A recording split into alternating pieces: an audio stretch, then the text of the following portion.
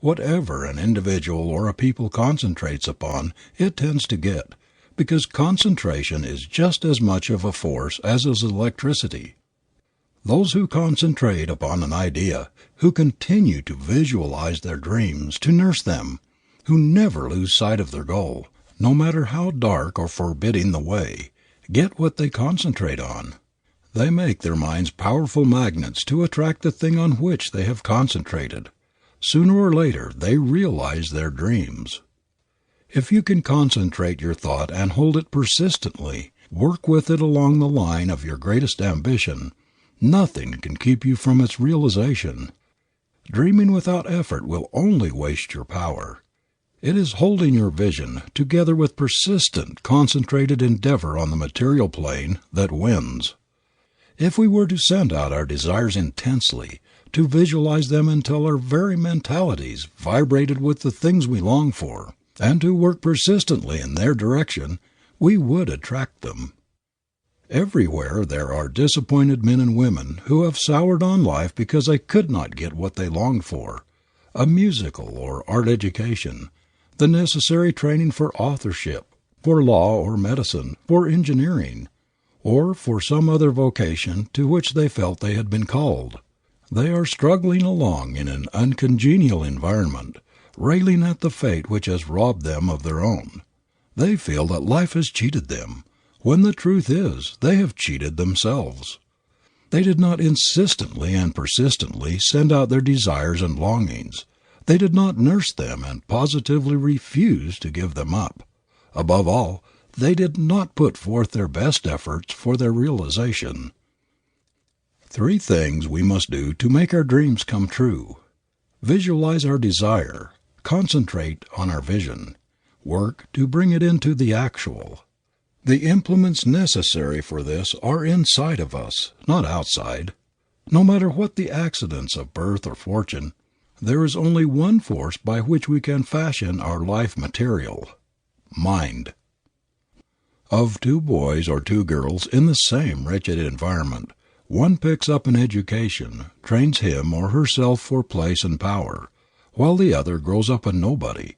It is all in the boy or the girl. Each has similar material to work in. One transmutes it into gold, the other into lead. 2 sailors force the same breeze to send their boats in opposite directions. It is not the wind, but the set of the sail that determines the port. The power that makes our desire our vision. A reality is not in our environment or in any condition outside of us. It is within us.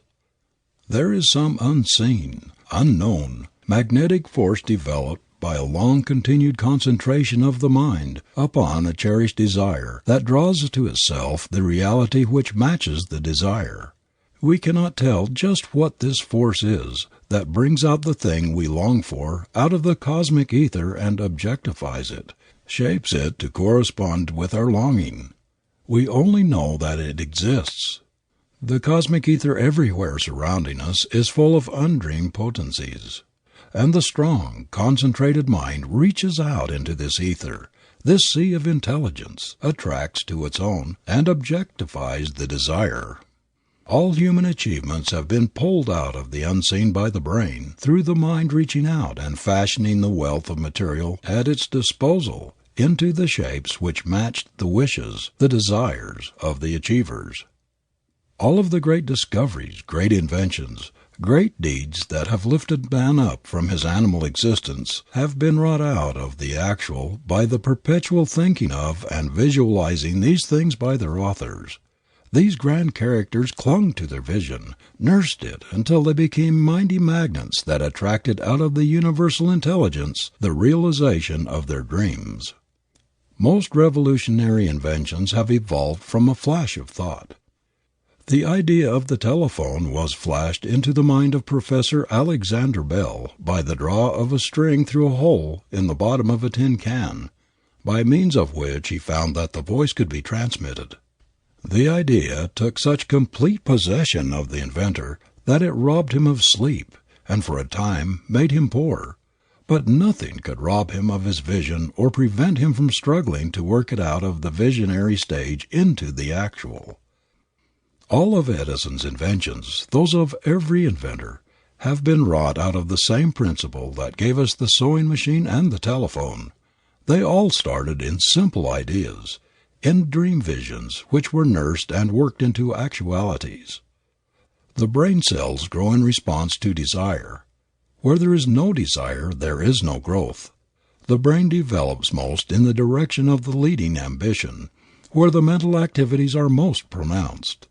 The desire for a musical career, for instance, develops the musical brain cells. Business ambition develops that part of the brain which has to do with business.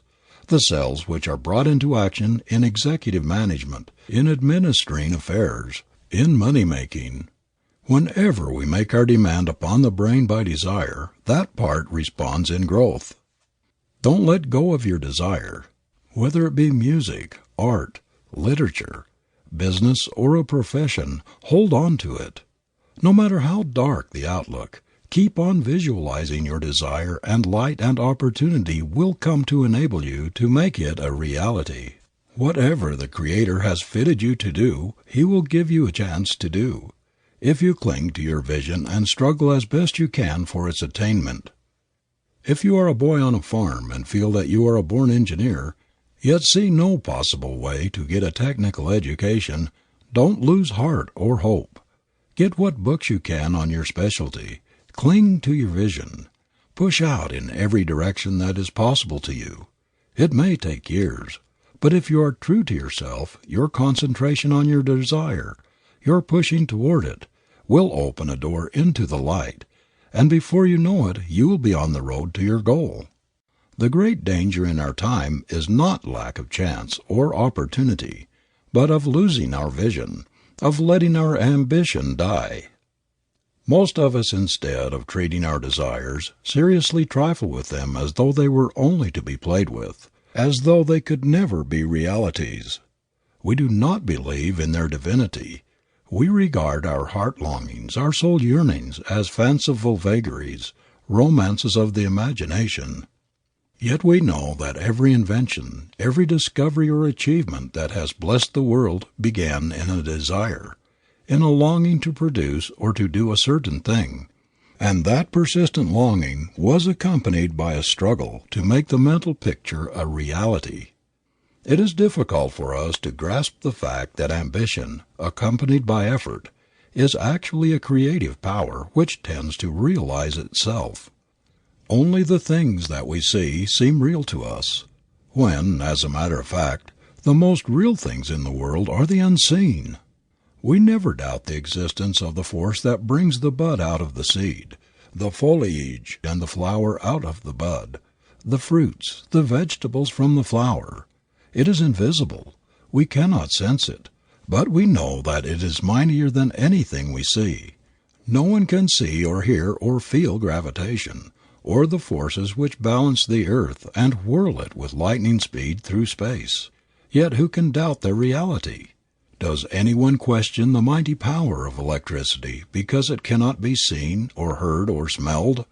The potency of our desires, of our soul longings, when backed by the effort to make them realities, is just as real as is that of any of the unseen forces in nature's great laboratory.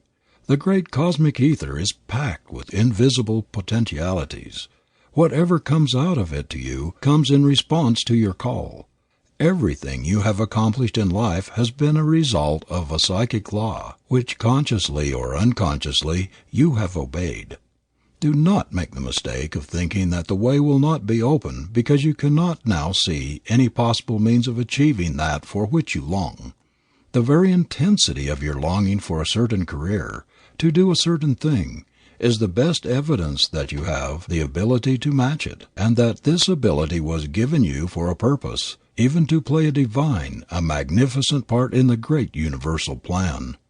The longing is merely the forerunner of achievement. It is the seed that will germinate if nurtured by effort.